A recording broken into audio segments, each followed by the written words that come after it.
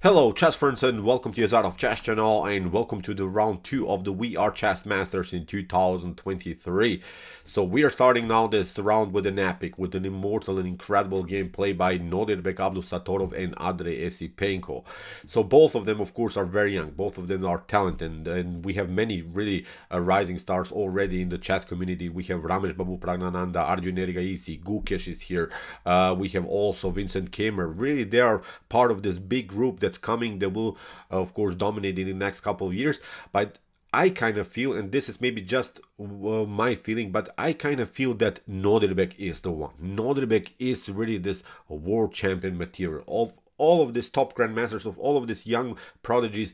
I kind of feel that Nodirbek has something special because he's so dominating. He's playing incredible opening lines. He teases you, he decoys you into wild tactical sequences. For instance, yesterday he pulled off the forgotten Benko gambit against Jan Nepomniachtchi with the black pieces, and you see Jan Nepomniachtchi is becoming maybe in the next couple of months the world champion in chess, and Nodirbek, a 17-year-old, is pulling off such a brutal and sharp opening against maybe the future world champion.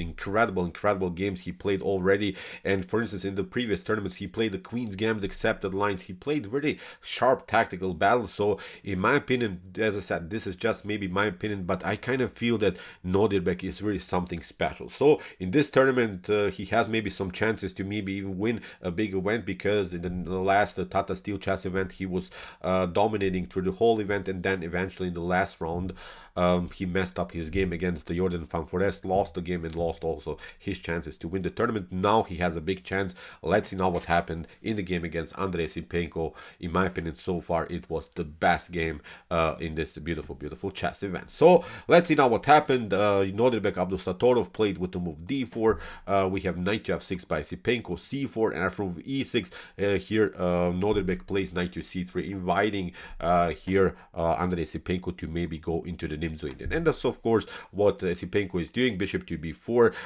The main idea of course of the Nimzo-Indian defense is to play bishop takes c3, messing up the pawn structure, getting this b takes c3 idea. So in the continuation, e3 was played by Nodirbek. He's playing this normal line.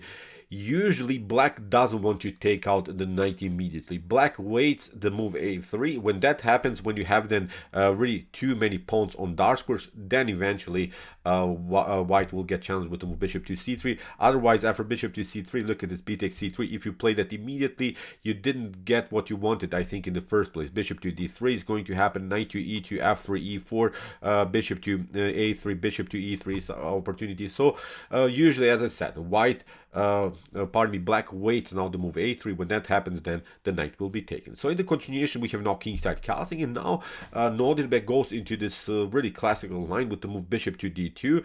Now after bishop to c3, there's no threat of b takes c3. Now we could of course recapture the knight with the bishop. So we have now b6, and this is one of the methods that black is using many times.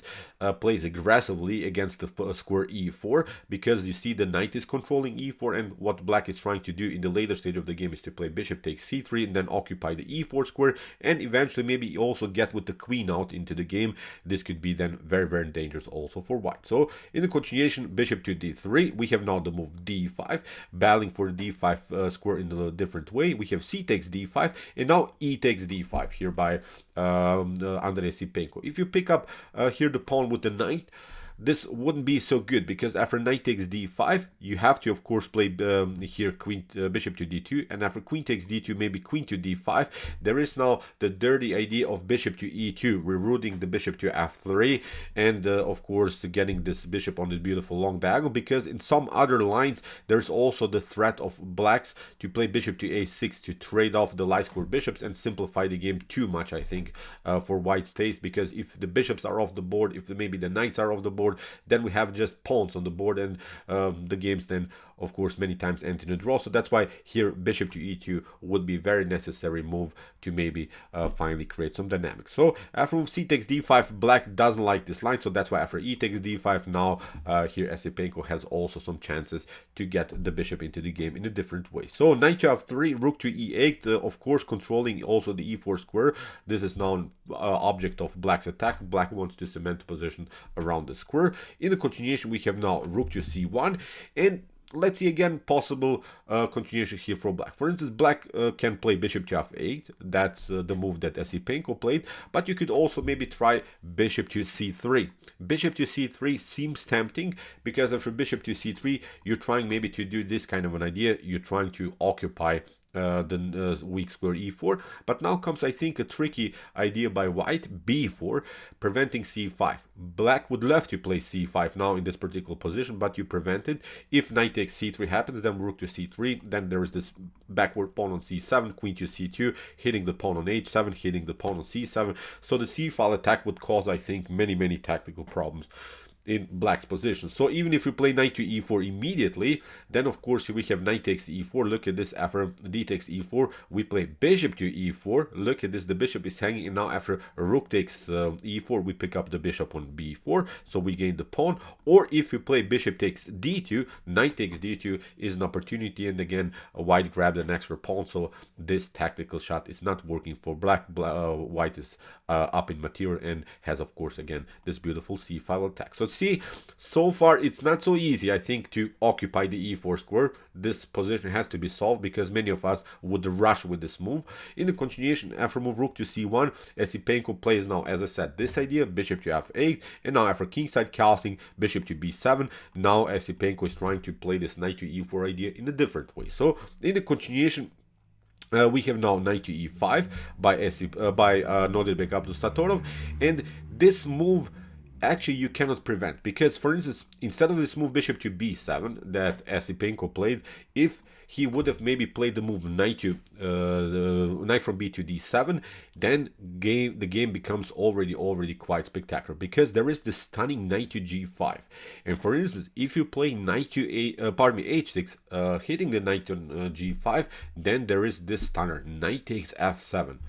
Look at this. This is really great opening theory, I think, because after knight to f7, king to f7, we can even play knight takes d5, sacrificing another knight. Really wild stuff, because after knight to d5, we play this one, queen to h5, hitting the knight to d5, and look at this. The game is over here for black. So I think black needs to be already careful. So you see, this method, knight from b to d7, is not working. Okay, you don't have to play, of course, h6. You can play now bishop to b7, but look at this. Now with e4, we are opening the position, and look at this. After bishop to c4, I'm not satisfied now with this position for black. Rook to e7, you have to play queen to b3 is going to happen. This pawn is weak, the bishop is coming into the game, c-file attack is working, so too many deadly threats. So you see, this passive idea, knight from b to d7, is also not working. Really dirty already tactics that can happen in the game. So that's why from kingside castling, as we said, bishop to b7 was played by Esipenko. We have now knight to e5. Now after move c5, here Esipenko is trying to challenge the knight in a different way. He doesn't want to play, of course, the move knight to d7. In the continuation, we have now f4. Here Nodirbek Abdusattorov fixes the structure around the square e5. So now the knight is really powerful piece. In the continuation, knight to c6, hitting now the pawn on d4, and now knight to e2 played by Nodirbek. He's controlling, of course, further the d4 square. If you play c4, this wasn't played in the game, then bishop to e1 is going to happen. We will reroute the knight, queen to c2, maybe it's an opportunity, hitting this pawn on f7. So again, many opportunities, but I think black has also maybe some chances with b5, b4, c3, getting something out of this 3 versus 2 pawn majority on the queen side. So maybe c4 was also an interesting way to go. There is a game in the database between Garev and Vokidov in which Garev won the game in this particular position. So maybe this was also a way to go, but here Esipenko finally got his plan through. He's fixing now also his knight in the center of the board, and in the later stage he is trying now to play f6, maybe also kicking away this knight from e5.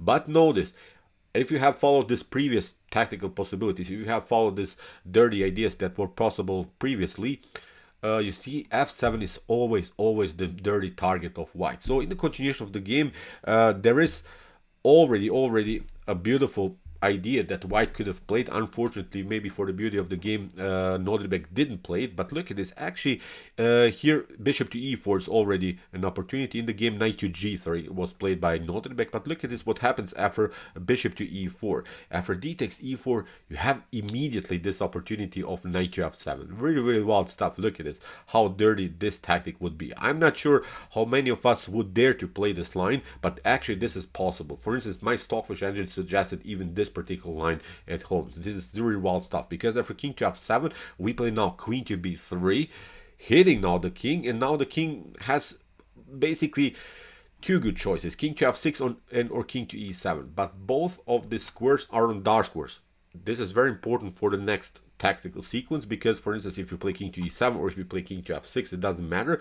First we play rook from f to d1, lining up the rook where already the queen is, and now many things can go wrong. For instance, you play c takes d4, we reroute to bishop to e1, and now there is a serious threat of bishop to h4. Really, really wild stuff. Even if you play something like queen to c7, you get out of this attack on the d file. Then we play simply f5. Look at this, rook to knight to f4, knight to d5 is going to happen, or maybe you could try queen to c8, but again bishop to e1, bishop to h4.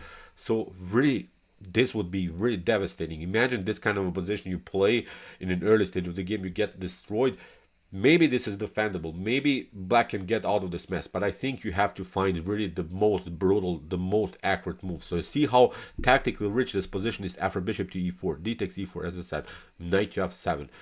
Watch out, whenever your opponent is playing the rook to e8 move, when he's not protecting the f7, maybe you should search for this kind of an opportunity. This wasn't played in the game, as I said, in the game knight to g3 was played by the Nodirbek Abdusattorov, and now comes already the critical moment of the game. So here Esipenko has the opportunity to pick up the knight on e5. He can also play knight to g3. Both of these moves are very, very good. In my opinion, they are the best moves.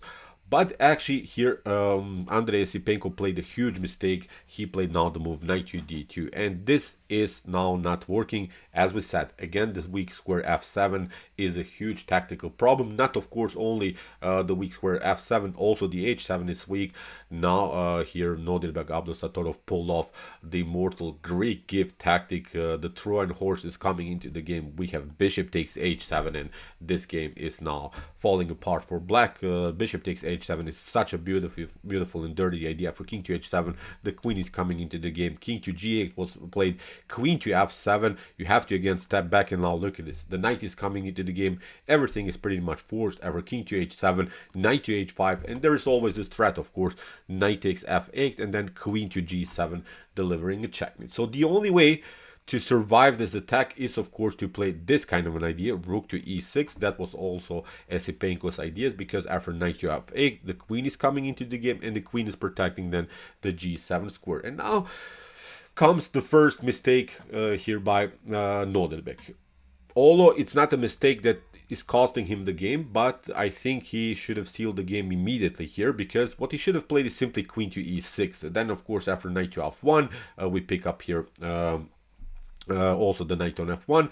Probably black would love, of course, to trade off the queens, but now after knight to f8, queen to f8, this is the stunner. Rook to f3, rook to h3, and you're trying to line up the rook on the h file, and this attack is devastating. You have to bring the bishop in between, but now here the queen is taking out the knight on c6, and this is now a much better position here for white. There are of course opportunities in which black is getting out of this mess. Probably black is not going to get checkmated, but as I said, you lost too many pawns, pardon me, and you will get destroyed by all this rook activity. So in the game, after rook to e6, Nodirbek played the tiny little necro. As I said, this was now his really first mistake in the game, f5. And f5, as I also said, is not losing here for white, but it gives, I think, here Esipenko some chances to get in the game, because after move knight to f1, rook to f1, what here Esipenko should have played is now the move queen to e8. And queen to e8 is solving, I think, many positional problems now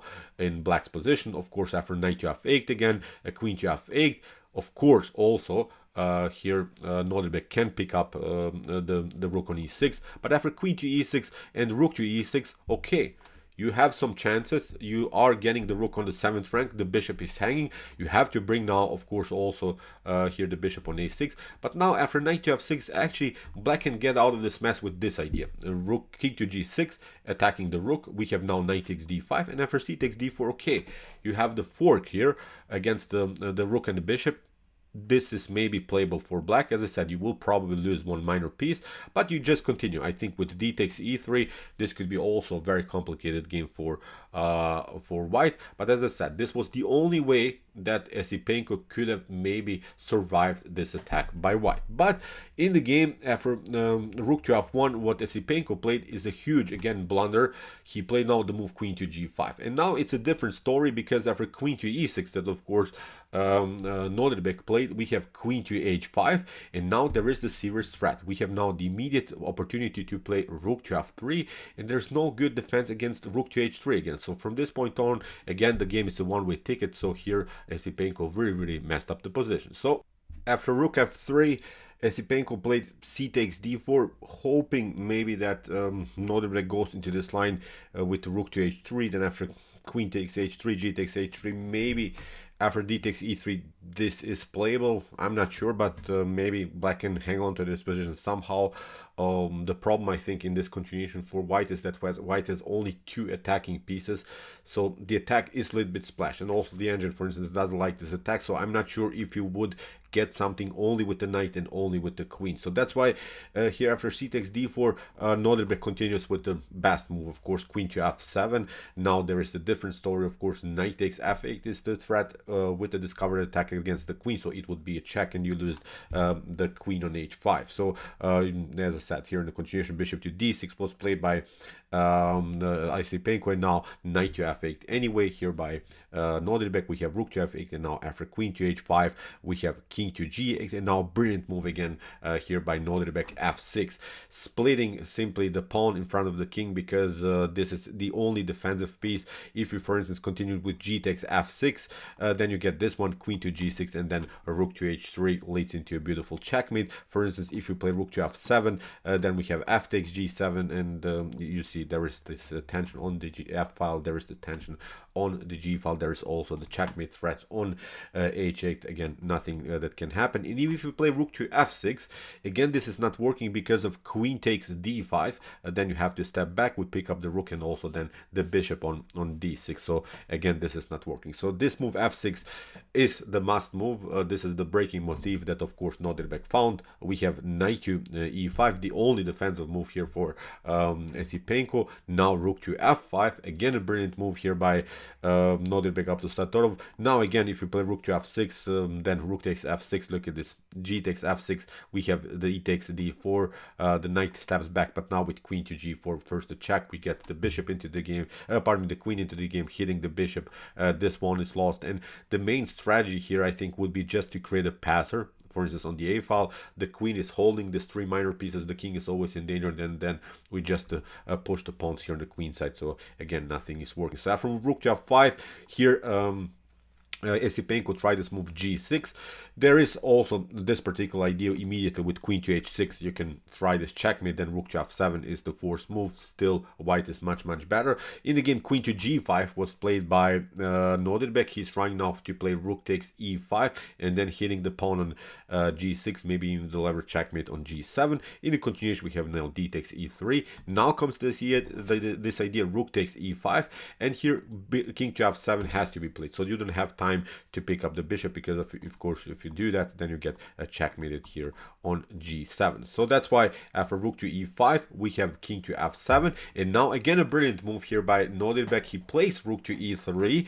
Actually, it seems so that this could be wrong because of bishop to c5 that Esipenko played, but here Nodirbek kept it calm, played now b4, deflecting simply the bishop now from the attack, and you have to react now. If you don't react, if you play something like this, then rook to h3 is going to happen, rook to h7. The queen is holding this very annoying pawn, you could get checkmated, so that's why you have to go into this line, bishop to e3, queen to e3, and now a rook to e8 played by Esipenko, queen to c3. Also there is a huge threat of queen queen to c7, so that's why bishop to c8. Esipenko gets out of this attack, and now a4.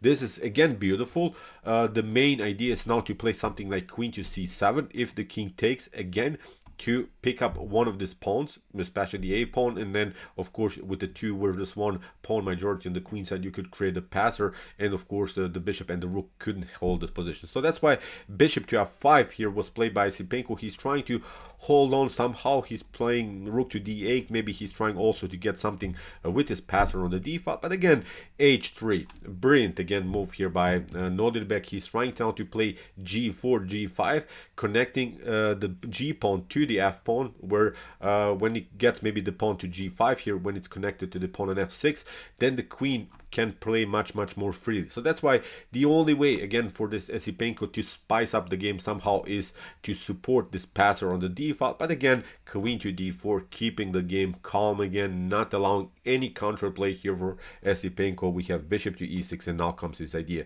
g4. If you play g5, okay, you survived your position for a little bit, but queen to e5, queen to g5 is going to happen. So again, it's not working. So in the continuation of the g4, rook to c8 was played. Now we have g5, connecting finally the pawns. You see, as we said, the queen can breathe now. The queen is very dangerous, especially if the queen somehow gets on 7th rank. You can get even checkmated. So that's why rook to c1, we have king to f2, and after rook to c2, king to g3. Actually in this position, Andrey Esipenko resigned. So there is also of course the idea to get maybe somehow even the king into the game. This would be also spectacular. I think it's working because the dark squares are weak in the black's position. The queen, as I said, can play. We can create maybe even here passer. You can maybe in some occasions just deliver a couple of checks. Of course, you have to worry with some ideas of rook to c4 or similar stuff. But as I said, now the pawn is protected. Now the queen will sneak in on dark squares, or the king, whatever you need to. But I think this is game over. The engine gives you also the decisive advantage. So as I said, in this position, Andrey Esipenko resigned. So incredible game here by Nodirbek Abdusattorov. Really power play, incredible tactics that he found. Greek gift tactic in the middle game stage, outplayed in the opening stage Esipenko with really cool ideas. Then also spiced up the game again with some tactical sequences.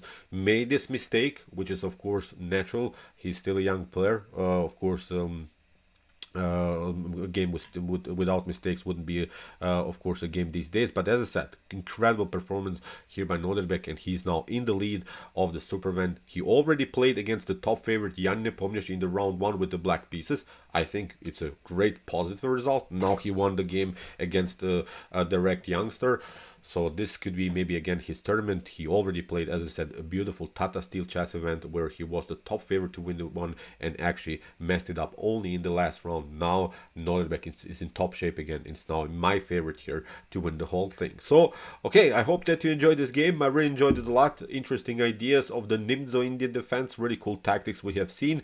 If you want to see some other cool Nodirbek Abdusattorov games, here's our special list of some games that I've analyzed before by him. And if you like this content, don't forget to subscribe to my channel. See you soon with some more videos, and what to say, chess is the best, of course.